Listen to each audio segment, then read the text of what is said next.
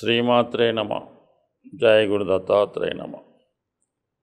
ఈ వీడియోలో మనం జూలై 1 నుంచి 15వ తారీఖు మధ్యలో జరగబోయే పక్ష ఫలితాలు తులారాశి వారికి ఏ విధంగా ఉంటాయి అన్న విషయాన్ని తెలుసుకుందాం. మరి తులారాశి వారికి బుధుడు భాగ్యాధిపతిగా దశమ స్థానంలో సంచరించడం జరుగుతుంది. ఈ కారణం వల్ల ఎవరైతే సెలబ్రిటీ స్థాయిలో ఉన్నవాళ్ళు, సినిమా, టీవీ, యూట్యూబ్ రంగంలో ఉన్న వాళ్ళకి కొత్త ఐడియాలతో కొత్తగా వాళ్ళని ప్రజెంట్ చేయడం, వృత్తిలో అభివృద్ధి సాధించే అవకాశం ఉంటుంది. అలాగే మరి ఇదే వృత్తిలో ఉన్నవాళ్ళు కొత్తగా ఏదైనా వ్యాపారం ప్రారంభించాలనుకున్నా, కొత్తగా ఏదైనా ప్రాజెక్ట్ స్టార్ట్ చేద్దామనుకున్నా కంపల్సరీగా ఈ సమయంలో మరి వ్యాపారం మీద కొంత ఇన్వెస్ట్ చేయడం, మేధావులు తెలివైన వారి యొక్క సహకారంతో మీ యొక్క వ్యాపారాన్ని అభివృద్ధి చేసే అవకాశాలు చాలా అనుకూలంగా ఉన్నాయి. దానికి అదనంగా రాష్ట్రాధిపతిగా ఉన్నటువంటి శుక్రుడు భాగ్యస్థానంలో సంచరిస్తూ లాభాధిపతితో కలిసి ఉన్నాడు. అంటే మీరు ప్రస్తుతం ఏదన్నా ఒక ఫైనాన్స్ కోసం ప్రయత్నం చేస్తూ ఉంటారు. అలాగే పర్మిషన్లు అవ్వచ్చు, గవర్నమెంట్ సహకారం అవ్వచ్చు, పెద్దవాళ్ళు సహకారం అవ్వచ్చు.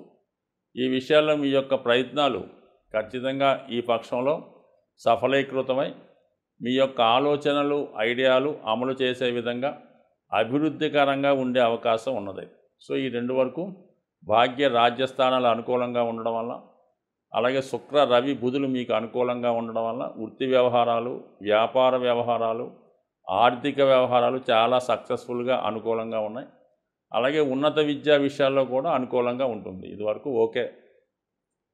అయితే 12వ స్థానంలో కేతుగ్రహ సంచారం అనవసర ఖర్చులు ఎక్కువగా ఉండడం, పనికిమాలిన వ్యక్తుల్ని, అక్కర్లేని వ్యక్తుల్ని, ఏమాత్రం నైపుణ్యం లేని వ్యక్తుల్ని సంప్రదించి వాళ్ళ సలహాలు తీసుకోవడం వల్ల చాలా వరకు నష్టపోయే అవకాశం ఉన్నది.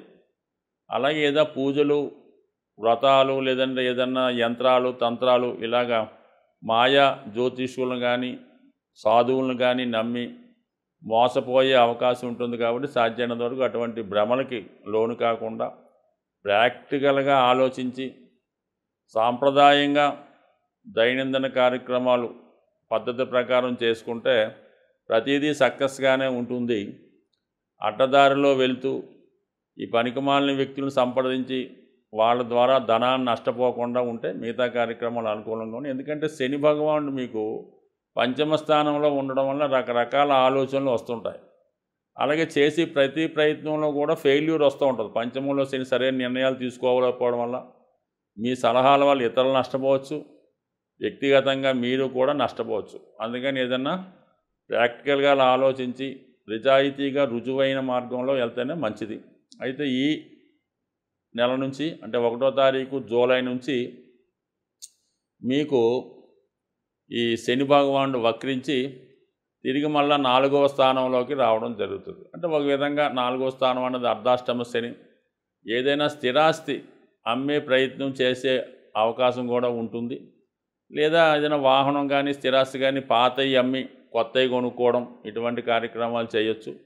మొత్తం మీద ఏంటంటే కొన్ని కార్యక్రమాలు గతంలో ఆగిపోయినాయి, ఏదైనా అమ్ముదామనుకుని అమ్మలేకపోయినా, ఏదైనా గృహం నిర్మిద్దామని నిర్మించలేకపోయినా, ఏదైనా కొత్తగా ఏదైనా ఒక వ్యాపారం స్టార్ట్ చేద్దామని మధ్యలో ఆగిపోయి ఉన్నా ఇవన్నీ కూడా తిరిగి పునఃప్రారంభించే అవకాశం అయితే ఉంటుంది. కాబట్టి ఆగిపోయిన పనులు తిరిగి పునఃప్రారంభిస్తారు. ఇది బాగుంది.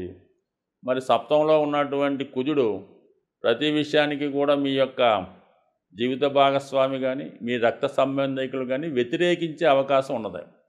మీరు ఏ చేద్దామన్నా కూడా వాళ్ళు వద్దంటూ ఉంటారు. ఈ కారణం వల్ల మీరు ఏదన్నా చేద్దాం అనుకున్నప్పుడు మరి మీతో వ్యవహారం చేసుకున్నాం అనుకున్న వాళ్ళు, మీ పార్ట్నర్సో, మీ అఫైర్స్లో ఉన్నవాళ్ళు మీ జీవిత భాగస్వామి యొక్క అంగీకారం తీసుకొని ప్రారంభిస్తే బాగుంటుంది తప్ప వాళ్ళ అంగీకారం లేకుండా మీరు ఏ పని ప్రారంభించినా ఇబ్బంది అవుతుంది. అలాగే మరి జూలై 12 తర్వాత కుజుడు అష్టమ స్థానంలోకి వెళ్ళి తృతీయాధిపతి గురువుతో కలడం వల్ల ఖచ్చితంగా మీ యొక్క అభివృద్ధికి మీ బంధువులే కారణమవుతుంటారు.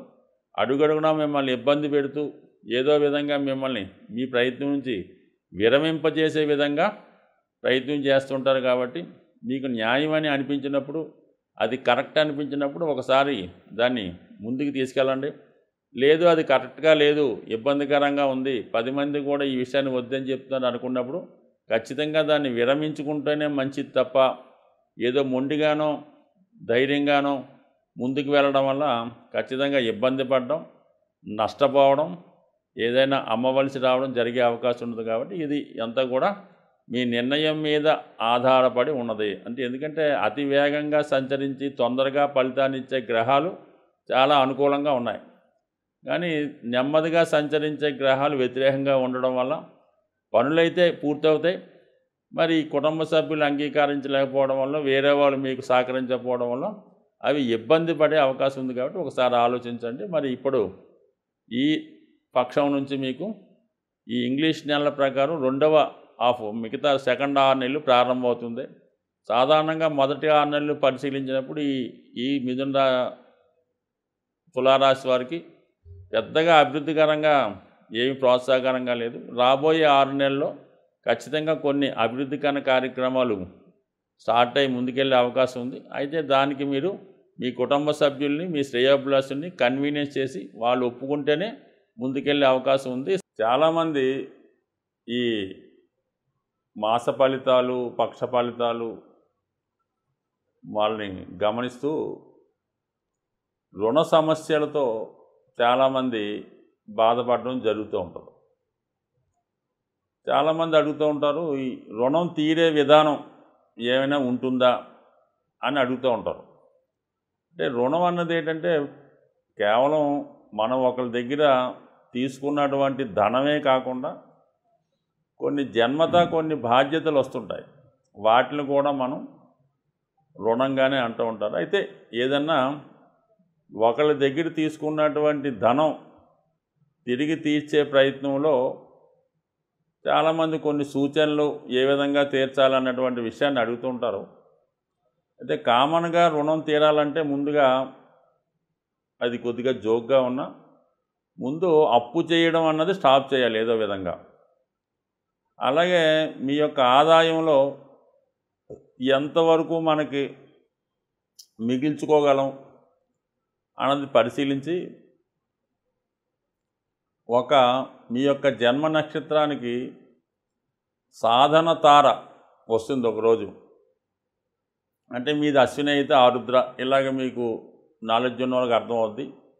ఆ సాధన తార ఉన్న రోజున ఎవరికైతే మీరు ధనం ఇవ్వాలో వాళ్ళ దగ్గరికి మీరు వెళ్ళి, సార్ ఈ రోజు నుంచి మీకు కంపల్సరీగా నేను మీ యొక్క రుణం తీర్చే ప్రయత్నం చేస్తున్నాను, దానికి ప్రారంభంగా ఈరోజు ఇగో ఈ ధనాన్ని మీరు స్వీకరించి దాన్ని జమ కట్టుకోండి అని చెప్పి వాళ్ళతో ఆతిథ్యం ఏదో టీయో మంచిలో తాగి ఖచ్చితంగా మీరు మీ గృహానికి రావడం చేయండి. అలాగే ప్రతి 9 రోజులకి ఒక సాధన తార వస్తుంటుంది. అప్పుడు డైరెక్ట్గా అతనికి కాకపోయినా ఏదైనా ఒక బ్యాంక్ అకౌంట్లోనో ఒక డబ్బాలోనో మీరు ఆ సాధన తార రోజు అతను అప్పు తీర్చే ప్రయత్నం కొంత అమౌంట్ యాడ్ చేయండి. ఎంతో కొంత అమౌంట్ చేసి నెక్స్ట్ మళ్ళీ 9వ రోజు నాటికి మళ్ళీ ఎంతో కొంత జమ చేసి ఈ విధంగా చేయడం వల్ల నెమ్మదిగా మీ యొక్క రుణం కంపల్సరీగా తీరే ప్రయత్నం జరుగుతూ ఉంటుంది. రుణదాతల ఒత్తిడి ఎక్కువగా ఉంది, ఏదో వచ్చి ఇబ్బంది పెడుతున్నారు, పదే ఫోన్ చేస్తున్నారు. అలాంటి సమయంలో మాత్రం మీరు కంపల్సరీగా ఏదన్నా హనుమాన్ టెంపుల్లో శుక్రవారం రోజు, అది ఉదయం అయితే ఉదయం లేదంటే సాయంకాలం అయితే సాయంకాలం, ఒక 6 గులాబీ పూలు తాజాగా ఉన్నవి హనుమాన్ ఆలయంలో సమర్పించండి. స్వామిని అలంకరించమనండి. అక్కడ ఉన్నటువంటి సింధూరం బొట్టు తీసుకొని మీరు తిలకంగా ధరించండి. ఇలా ఒక 6 శుక్రవారాలు స్వామికి ఈ ఎర్ర గులాబీలు సమర్పించడం వల్ల మీకు కంపల్సరిగా రుణదాతల నుంచి ఒత్తిడి తగ్గుతుంది.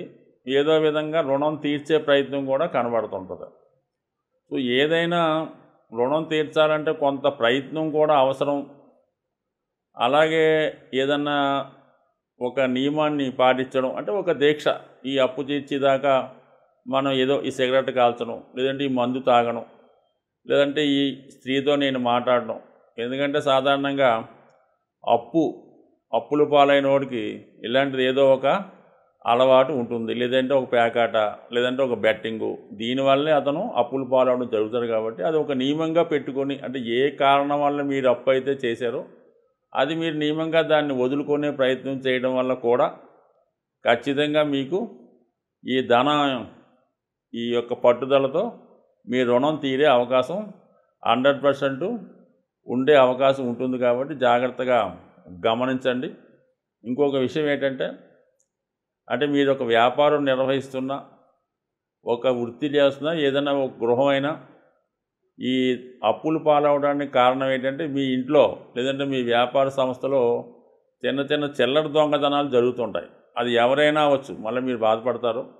అది ఎవరో కూడా గమనించక్కర్లేదు, దాన్ని కంట్రోల్ చేసే ప్రయత్నం చేయండి. ఈ చిల్లర దొంగతనాలు, ఈ మిస్మేనేజ్మెంట్ ఉండడం వల్ల ఆ సంస్థ అప్పులు పాలయ్యే అవకాశం ఉంటుంది. కాబట్టి ఖచ్చితంగా వాటిని కంట్రోల్ చేస్తూ కొంత కఠినంగా ఉండడం మంచిది. ఈ విధంగా చేయడం వల్ల మీ యొక్క రుణ సమస్య 100% త్వరలోనే తీరిపోయే అవకాశం ఉంటుంది. స్వస్తి.